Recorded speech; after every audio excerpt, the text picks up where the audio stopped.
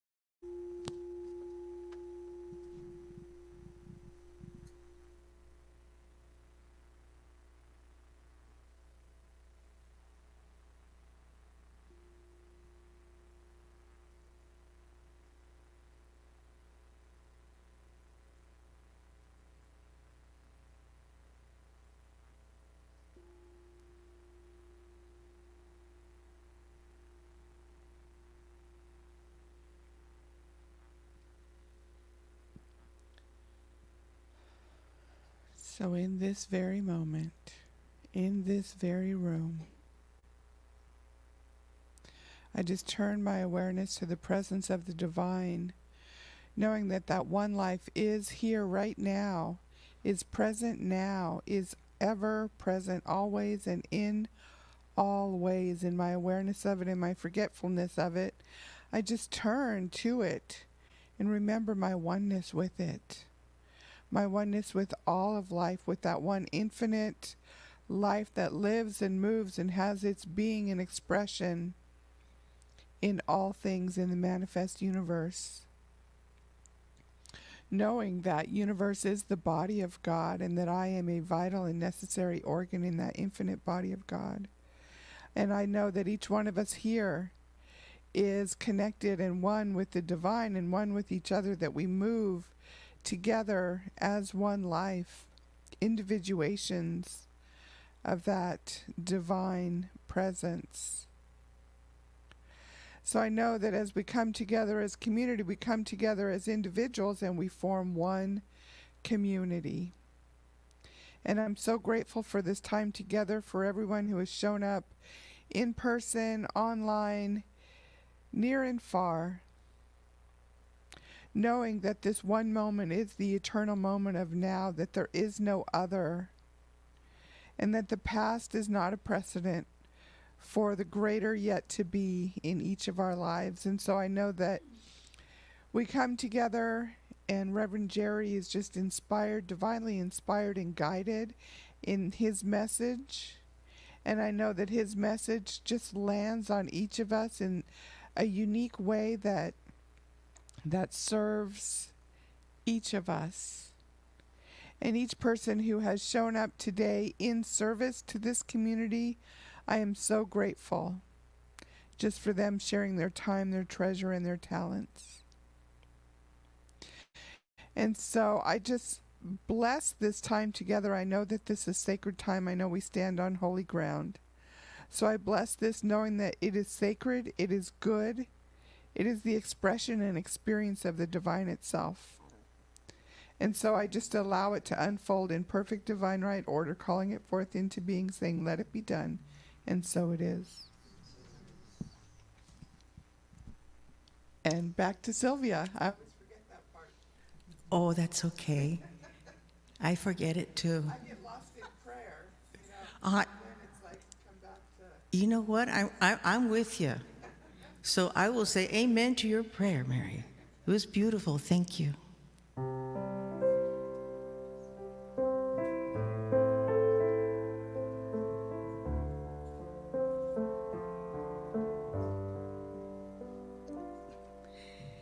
I love myself the way I am.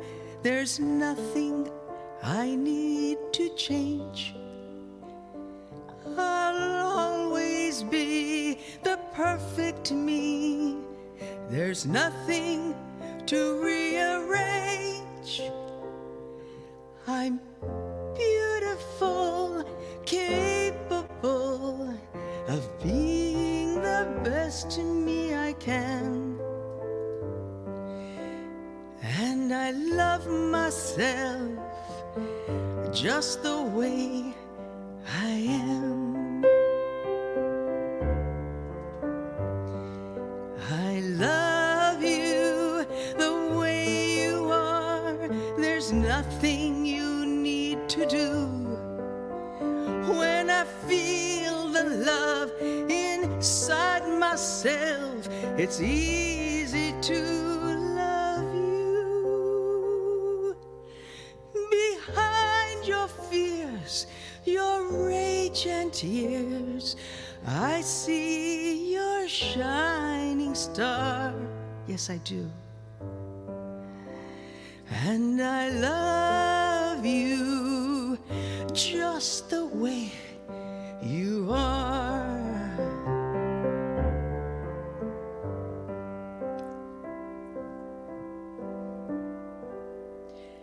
I love the world the way it is, 'cause I can clearly see that all the things I judge are done by people just like me. So till the birth of peace on earth that only love can bring, I'll by loving everything. So let's find a way to love ourselves so we can truly grow, become the change we want to see, 'cause deep inside we know we're beautiful, capable of being the best we can be, yes. And we love ourselves just the way we are. Ooh. I love ourselves.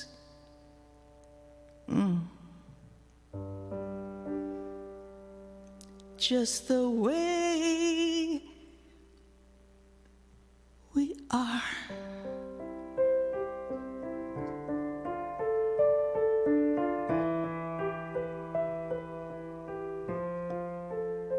Just the way we are.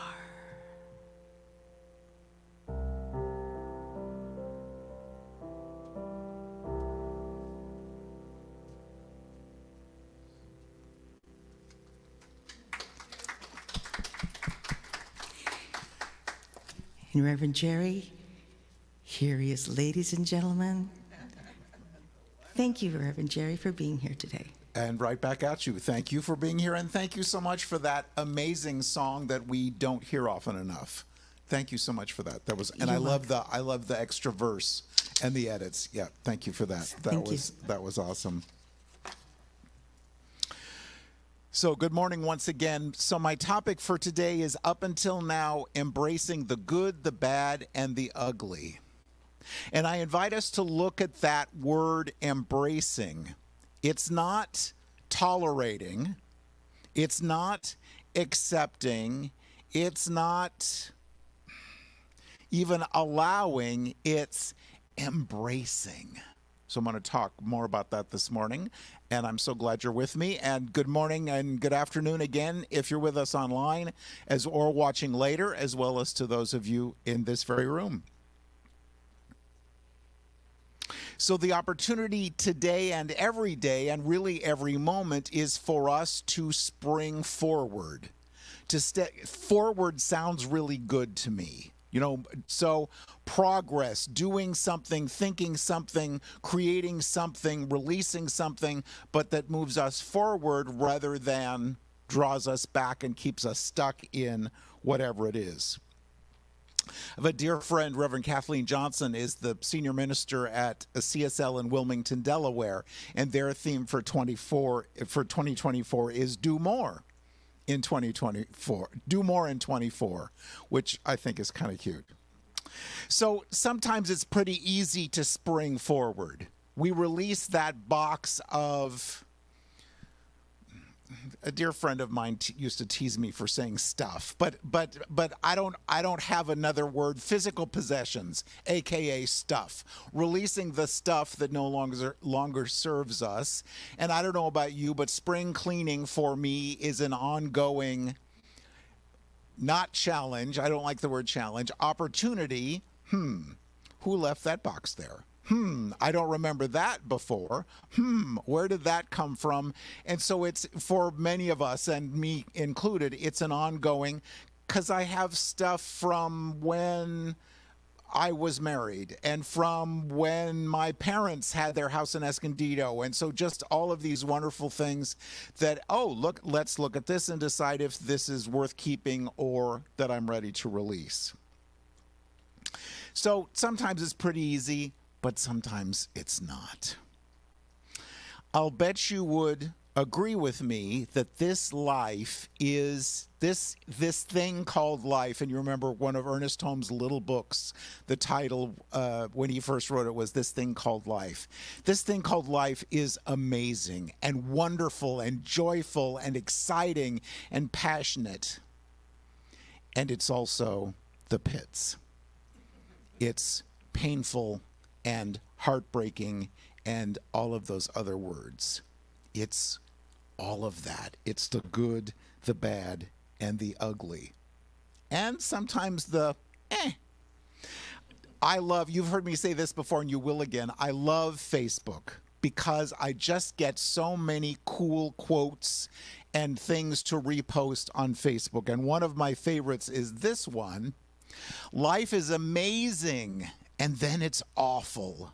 And then it's amazing again.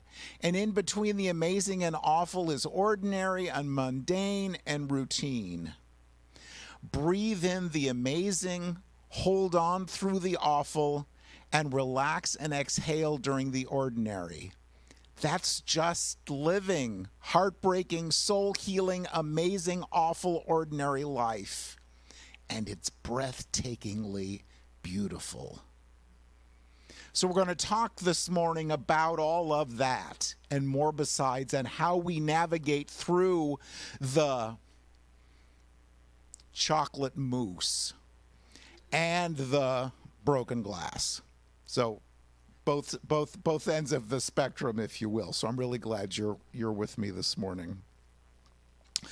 So the subtitle of today is The Good, the Bad, and the Ugly. And if we're going to talk about that, we have to talk about the good, the bad, and the ugly. Martin, whenever you're ready.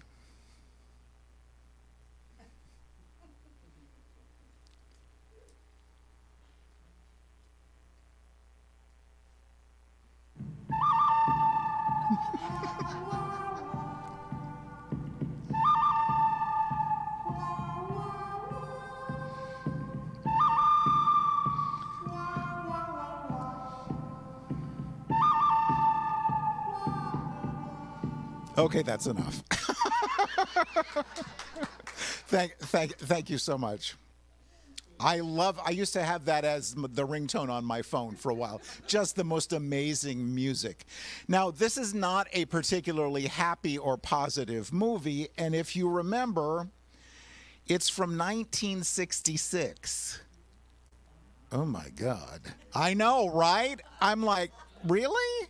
So, I think most of us, not all of us, but most of us in this room might remember what happened in 1966. Those of you that are watching from home or watching later might not, and that's okay, but I don't want to hear about it if you don't. But for those of us, just as a reminder, it was Clint Eastwood as the good, Lee Van Cleef as the bad, and Eli Wallach as the ugly. And this was one of the three, and because it was done by Italians and filmed partially in Italy, it was called a spaghetti western, which is just so funny. And one of the three, so the Dollars trilogy was A Fistful of Dollars, For a Few Dollars More, and then The Good, the Bad, and the Ugly. So that's your history lesson for this morning. But interesting, because I learned, and it was interesting to research this because I think I remembered the actors, but I didn't remember the trilogy and all the rest of that. So kind of interesting, but absolutely an epic movie that we remember. Again, not particularly happy, but love the music and the theme. So often we go to a place or hear a song or smell something or see something that reminds us of a past experience, and quite possibly a bad or an ugly experience. Reverend Angela Geary was with us last Sunday along with Reverend Suzette, and if you were with us, you remember that, and how cool that was to have someone from another center come in and talk. What, you mean we talk in New Thought? We really talk the same language? We really believe the same things? We can really embrace somebody from a different organization? Maybe we can do unity and divine science too? Of course we can. Of course we can. But I love that Reverend Suzette did that. But Reverend Angela was talking about the memorial service that she had been to the day before. Reverend Kevin Busey is the senior minister for Universal Spirit Center, and his husband, Tim Hepburn, made his transition a few weeks ago. Tim and I worked together several years ago,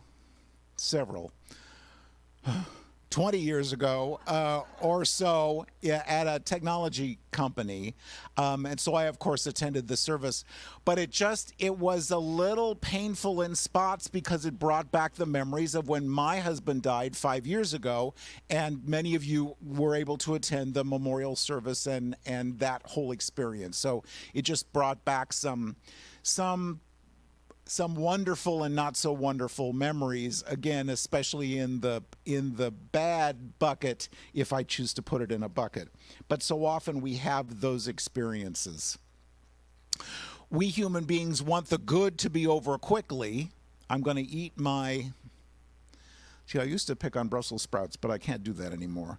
I used to eat my asparagus without hollandaise sauce so that I can get to the chocolate mousse. I'll go through what that is so I can get to what I really like. We'll get through the bad and the ugly so we can get on to the good. And sometimes we can do that, but very often the good sometimes progresses into the bad, and the labels kind of meld. And so there's always the opportunity for us to just be with whatever is going on, and I'll talk more about that. We might judge a change as bad or ugly because, I don't know about you, but it's been my experience that I don't like change. It's familiar. Maybe it's uncomfortable, but I'm familiar with the discomfort, and so even if it doesn't work, I'm not sure that I want to change it. Ever had that? Stay in a relationship that's not real wonderful, but somebody said the devil you know is better than the devil you don't know. And so we stay almost stuck in that less than wonderful situation rather than making a change. In a job situation, we might not like it, we might even close to hate it, it might be bad or ugly, but we're just not, the divine discontent hasn't really whacked us across the head yet, and so we just stay kind of stuck in whatever that is rather than being willing to move on.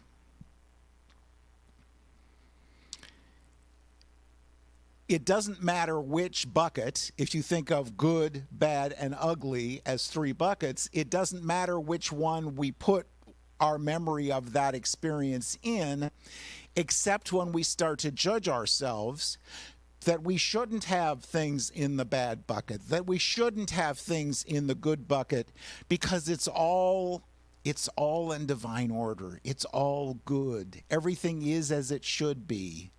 Do you remember those toxic positivity statements that we make to ourselves sometimes? And I'll talk more about that in a few minutes. But allow ourselves to say, yes, that was lousy. Yes, that was bad. Yes, that's not what I wanted.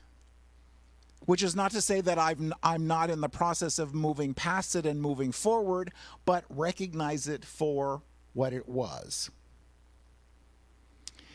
It was bad when that job that I had with Tim, I was lovingly released, which it sounds so much better than laid off, the end of 2008. Wow, that was a long time ago. It's interesting in 2024 because our technology and our needs are so different than they were 30 years ago, 20 years ago, 10 years ago. So the job that I had, our largest client didn't need the services we provided anymore, so they canceled. And so when their contract went away, basically so did I. Should have seen it coming. Ooh, see, there's my favorite word, should have seen it coming, but I should have seen it coming, but I didn't. So that goes in the bad bucket, except that it was the best thing that could have happened. Ever had one of those? this is awful. This is heartbreaking. But we just have to keep walking and get to the other side. But still, it was a bad thing at the time.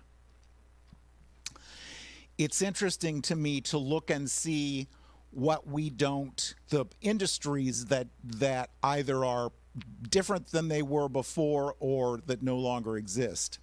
I go to work in downtown San Diego 3 days a week, and so I'm on the 8 West going by Mission Valley Center, which is no longer Westfield Mission Valley Center. Westfield, so as you may know, Westfield sold it, and it's going to wind up being multi-use, so I think retail and condos and whatever else. But those of you that have been in San Diego for a long time, do you remember May Company? So before it was Robinson's May, that big building on the East End was May Company.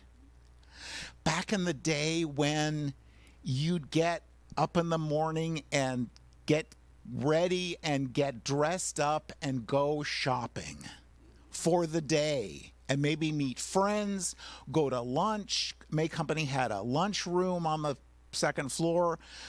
Just have the shopping as the experience, as compared to the Amazon app that's on my phone, which is incredibly convenient, except that I get a thought. Gee, it'd be fun too. I wonder if Amazon has that. Of course Amazon has that. And so the nice people a couple of days later send me whatever my heart desires. Oy. Different, a little bit of a different experience. But consider, and I was thinking about this, because I used to be a shopper, consider the stores, the Buffums and Bullocks and the Broadway and Blockbuster Video, and so many of those that we remember that if you talk to someone of a younger age, they'd say, what? Yeah, right, yes, yeah. Changes. Bed Bath & Beyond, yeah, changes. Mervyn's, thank you, yes, right, they were on my list. Circuit City, yeah, so many others. Tower Records, yes, yeah.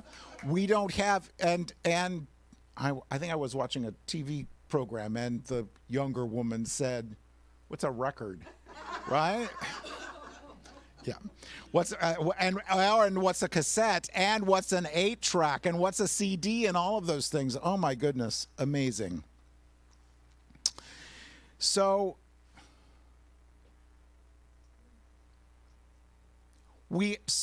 sometimes we spend time in our minds thinking that it should be some way other than how it was. When I was laid off from my job, well, yes, but I've been here the longest. Well, yes, you've been here the longest and you were paid the most. So it was totally a business decision, totally understandable, totally what I needed in my life because it wasn't fun anymore. But of course, we can't necessarily recognize that as we're walking through the valley of the shadow of death, as it were. But I love this quote from Wayne Dyer: peace is the result of retraining your mind to process life as it is rather than how you think it should be. Just between us, I have a situation at work right now because life is just the greatest thing, and it just keeps bringing us these wonderful opportunities. And I'm like, will you leave me alone? And life says, not yet.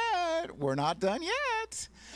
So there's another opportunity to look at what I believe about how this situation should be versus how it is. Do we have those? Do we carry those? And at the end of the day, I look back and say, you're spending way too much time thinking about this. You're spending way too much time. So those jobs went away. And so there's always the opportunity for the workers who had those jobs to find something new if they are willing to do that. That's how it was then. Now there's a new opportunity. So it is in relationships. If a relationship changes, that's how it was. Now there's an opportunity for something new. The other thing to keep in mind when there's a job situation, and this was because I was a New Thought minister at the time, and so we always get to buy what we're selling, which is sometimes happier than others. But the reminder that my job is the channel of my good, but not the source of my good. The source of my good is Spirit. How important it is for us to recognize that, and that if this channel goes away, there is another one that's going to come in and take that. After the talk this morning, and those of you that have been with us before know that you have an envelope and an index card at your seat this morning. We'll invite you to make any notes on the index card and any prayer requests that you have, and use the envelope for your tithe or offering or donation if you're giving by cash or check. We are the channel of the financial good for Ohm, but we are not the source. Spirit is the source, but God doesn't drop the box of $20 bills at the front door. We are the channel that allows us to pay the rent, to pay the salaries, to the gas and light bill, all of those things. So just as it is in our lives, so it is in the life of our spiritual community. So I lost this job, and it was bad. And it wasn't ugly. They were as gracious and kind as they could have been. But it was bad because it was a shock, obviously. It was bad when the relationship changed. It was bad when they died. It was bad when they did something they shouldn't have, or didn't do something they should have. It was bad when I did something I shouldn't have, or I didn't do something I should have. It's so important for us to live wholehearted lives. You know, Brené Brown talks about living wholehearted lives in the book Daring Greatly, and that we allow ourselves to be fully present in whatever that experience is, and to feel the grief, and to feel the loss, and to feel the anger, and all of those things. We don't in New Thought, we don't have to cover it with icing and sprinkles. We can recognize that this really makes me angry, or this really disappoints me, or this just whatever it is, but be with the bad and the ugly, as well as being with the good, so that we can embrace all of it rather than trying to put it off to the side. That grief, and you've heard me talk about it before, that so often when there's a change in our lives that we weren't planning on or expecting, or even a change that we were expecting, there's the opportunity and the necessity to grieve, to feel that loss, to feel that anger, to feel that hurt, to feel whatever it is, so that we can ultimately forgive it and then move forward, no matter what the situation is. Without, and you've probably heard these terms before, spiritual bypass and toxic positivity. It's all good. Yes, it is. Everything's in divine order. Yes, it is. Everything is as it should be. Yes, it is. All those three statements are the truth.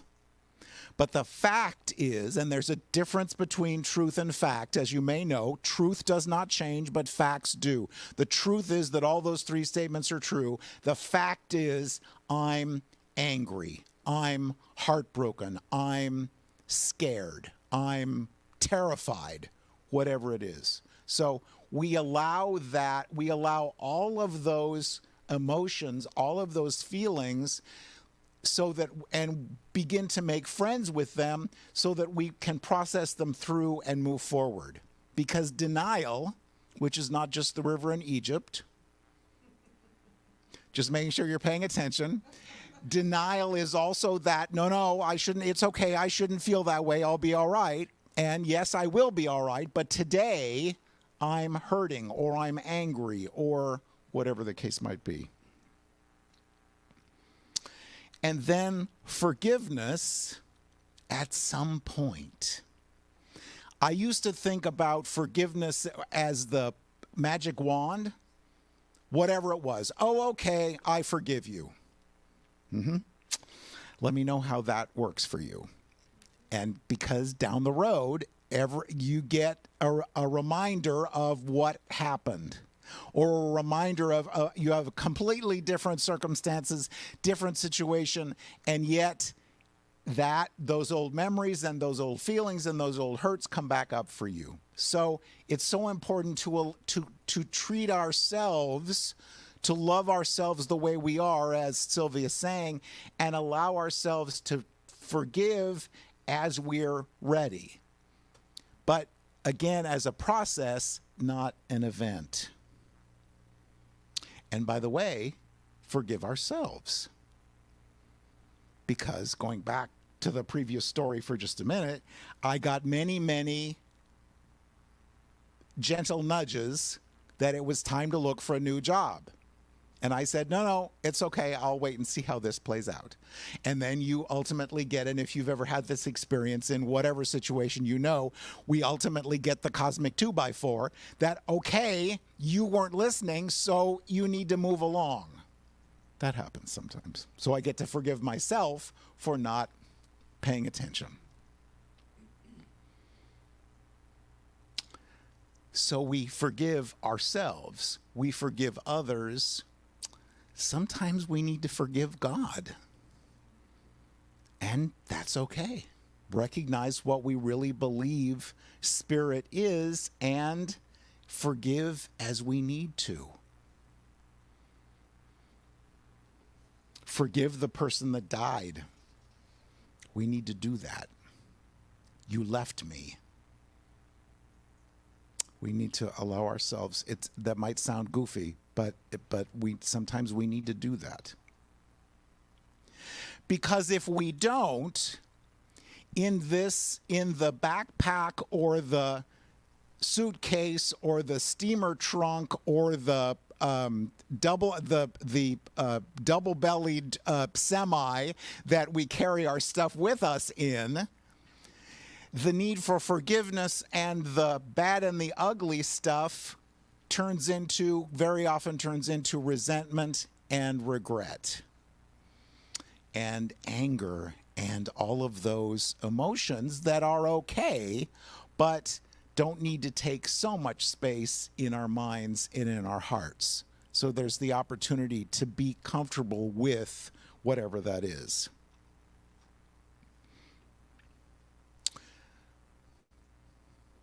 Oh, there's my list. Okay. Talked about that. Oh. So you may have heard this before. If not, we should talk afterwards. But change your thinking, change your life. Great. You start, right? Yeah.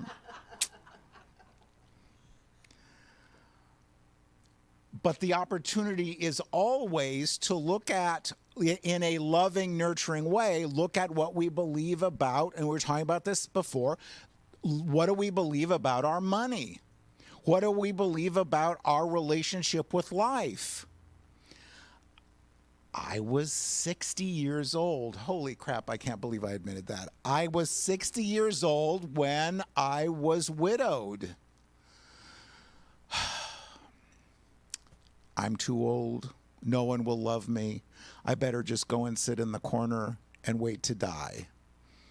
And the still small voice said, what? What do we believe about ourselves? It's you're too old to do this. You're too young to do this. You're too small to do this. You don't have enough to do this. You're not enough to do this. That we get from our egos and from the outside world. And all of that is absolute nonsense, because if we have the idea that we want to do it, there must be a way. There absolutely must be a way. And whether that's new relationship, new work, bucket list, and I would invite us to just be aware that there shouldn't be, oops, there's that word, but there shouldn't be that many things on your bucket list, because so let's do some of the things on our bucket list and go and do and be and have whatever it is, because that's what we're here for. If it doesn't work in our lives, what do I believe about this, and what's the opportunity to change?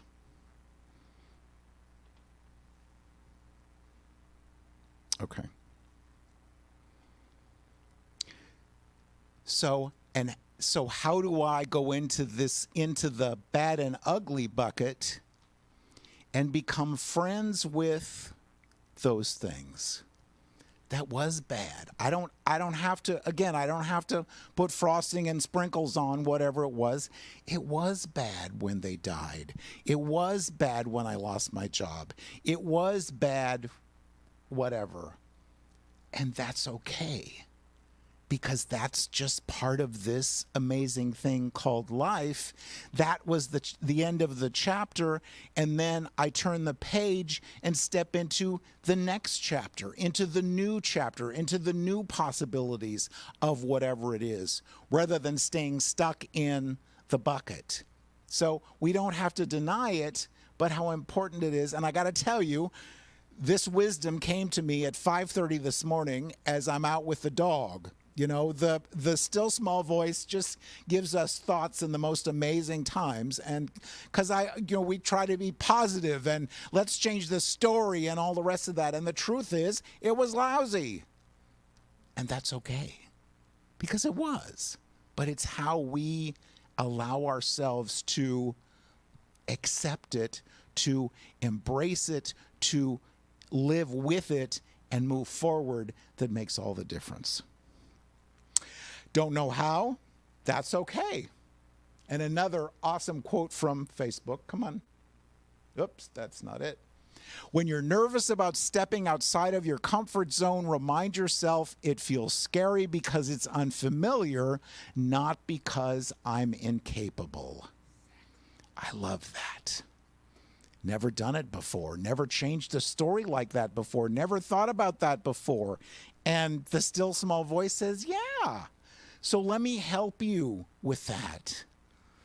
You remember in the New Testament, in the Beatitudes in Matthew, I think, Jesus said, ask, seek, and knock. Do we do that? Do we really do that? And sometimes we need to bang on the door. But because of our oneness with this loving, nurturing presence we call spirit that's always with us, this amazing inner wisdom is always there for us. I don't know how to do this. Help me do this. And then allow spirit to tell us what we need to know and then act on it. Always the possibility to do whatever needs to be done. Up until now, I had all this stuff in my bad bucket, and it was bad. Up until now, I had all this stuff in my ugly bucket. But now, and it was ugly, but now it was bad. It was ugly, but it was. And again, as we allow ourselves to tolerate, accept, and embrace, we recognize that It just was part of it. My favorite aunt in Kentucky says, it's just part of it. It's just part of it, this thing called life. People don't behave themselves. They don't do what we want them to do. They don't live forever. Our pets don't live forever. Our jobs don't go on necessarily until it's time for us to retire. And that's okay. We can feel that, all those emotions, and embrace them knowing that there's always another chapter. Louise Hay is quoted as saying, "I'm safe. It's only change." I'm safe. I'm always safe. It's only change. And I allow those intuitive ideas to come to me and act on what I'm told to do, knowing that there's another chapter for me. There's another chapter for me. Up until now, I believed that, but I'm ready to change. Up until now, my persona, and I don't know how I feel about this word, but nobody asked me, so it is what it is. But our persona is us. So our relationships, our history, our work, our all of those things. So up until now, I believed and I said that, ... but I'm changing that to whatever works for us, whatever works for us. So we can spring forward into what's new for us, carry the good, the bad, and the ugly, because it's part of our book. It's part the volumes of our books. It's part of our history, and we don't have to deny it or hide it or cover it with frosting and sprinkles. We can recognize, yeah, those were amazing days, and then recognizing the "and then" is always there for us. Because again, it's just part of the lusciousness of this thing called life. I think that was, come on. So that we can say, I love this quote from Maya Angelou, "This is a wonderful day. I've never seen this one before." So with that in mind, join me in the light for just a minute.